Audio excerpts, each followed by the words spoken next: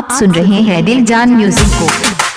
छठ के समय बा ए भैया एगो नौकी दुल्हन अपन पति से का कहतिया और कौने भाव में कहतिया आई और हमनी के सुनल जाओ। म्यूजिक डायरेक्टर अवधेश राज।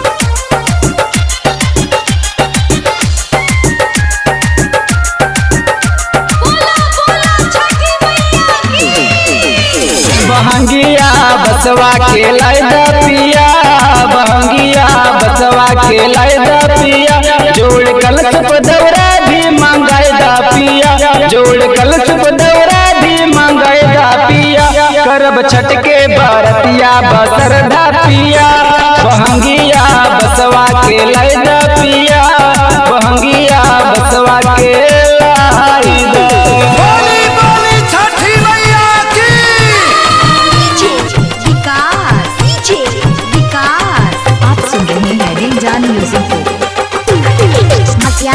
सीतामढ़ी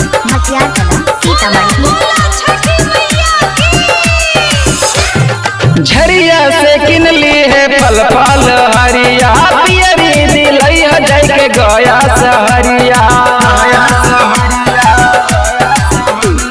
झरिया से किनली है फल फल हरिया, पियरी दिलई है जाय के गया सहरिया, सजी दौरा कैसे ही बताइदा पिया, सजी दौरा कैसे ही बताइदा पिया, नई दुल्हन बानी कुछ बुझाई ना पिया, बहंगिया बसवा के लाइदा पिया, बहंगिया बसवा के लाइदा।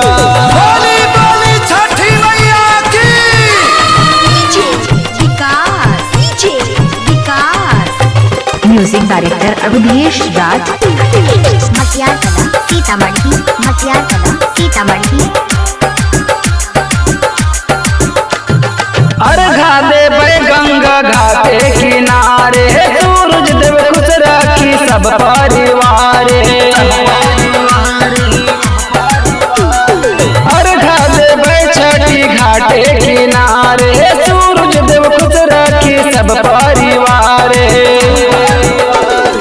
अर्जी छठ माई से बन बिटिया पिया, करब अर्जी छठ माई से बन बिटिया पिया, साथे अवधेश के गावे संजीत गीतिया, बहंगिया बसवा के